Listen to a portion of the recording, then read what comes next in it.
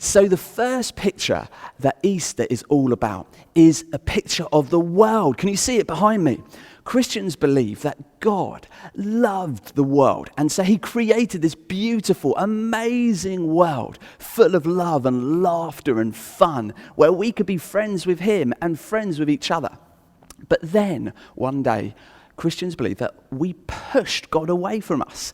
And when we did that, we not only pushed God away, but we pushed God's perfect love out of the world. And that caused all kinds of problems, because then we started hurting each other and hurting God. And also, we invited other things into the world that weren't good as well. So illnesses like the coronavirus and things like pain and even death started to take over. But God hated all of that. And so he decided, I'm going to have a plan, and I'm going to do something to undo all the sadness, all the pain, all the wrong things in the world, and make it a different place, a place full of love again. And I want to show you the next picture. So come with me. So we've just seen the world, but the second picture that Christians believe Easter is all about is the picture of the cross. Now, do you remember back to Christmas? I hope you had a good time over Christmas. Christians believe that Christmas is all about this man Jesus who was born.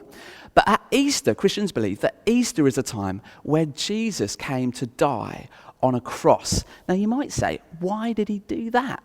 Well, one of Jesus' best friends, this guy called Peter, who was a fisherman, he wrote this a little bit later, and you can find it in the Bible.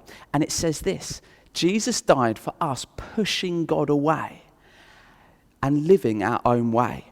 An innocent person, that's Jesus, died for the guilty. Jesus died to bring you back to God. You see, Christians believe that this is amazing news, that Easter is about Jesus helping us come back to God, forgiving us for the wrong things we've done, and then making us able to be friends with God again.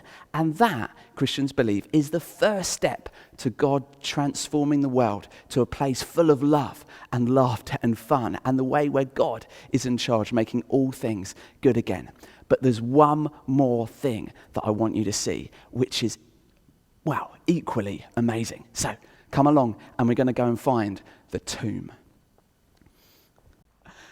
Well, here we are at the third picture all about Easter. It's a picture of the Easter tomb, because after Jesus died on the cross, he was buried in a tomb, and it was sealed with a huge stone. No one would be able to get into it, and some Roman guards guarded it anyway.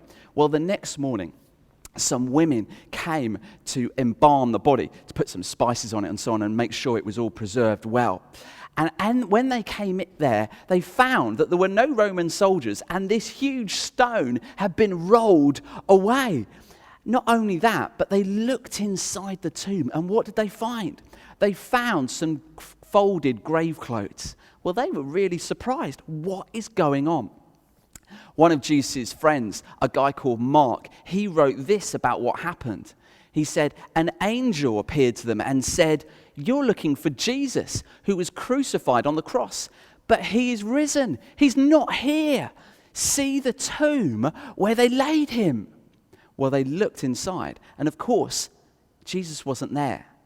The amazing news about Easter is that Jesus has beaten death. Do you remember that world that we talked about? That world where it has become sadder, and where people hurt each other and ignore God and push his love away. Where there's things like illnesses like the coronavirus and pain and even death. Well, Jesus came to undo that. And part of that was him rising from the dead, beating death, so that ultimately it won't have the last word. It won't finish all of us completely off. The most famous verse in the Bible is a verse called John 3:16. It's written in a book called John, chapter 3, verse 16. And it says this: God loved the world, the people of this world, so much that he gave his son Jesus, that everyone who trusts in him will have eternal, real life and never really die. See, Jesus came to die and then rise again, so that when we grab hold of him and trust him, he'll take us through death and into the most amazing life ever. a while ago, I was by the seaside. And I thought with my friend Ash that we could do some fun things like jumping into the sea off this rock.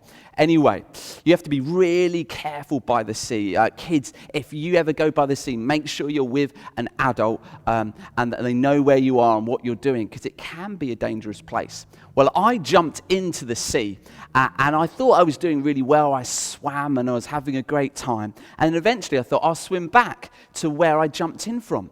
Well, as I swam, the current, the waves were pushing me back repeatedly, and I couldn't get there. I was swimming with everything I'd got, and I couldn't get there, and I was getting really tired, and I was actually getting really scared, thinking, I'm not going to make it back. Maybe I'm going to drown. What is going to happen to me? Well, my friend Ash was on the rock, and I called out to my friend Ash. I said, Ash, save me. I'm not going to make it. Well, he was amazing. He's a really good friend. And so he jumped into the sea. He grabbed my arm and he pulled me up onto the rock to safety. And that is what Jesus was doing for us. He was grabbing us when we were drowning in the wrong things in our lives, us pushing God away, drowning even in death. And he grabbed our arms, picked it up, and helped us so that one day, even if we die, which we all will, he can take us through that into the perfect world that he will remake, and to life that is perfect with all the love and fun and laughter, and with him in charge of it, running it the way it was always meant to be. It will be absolutely amazing. And so let me ask you a question.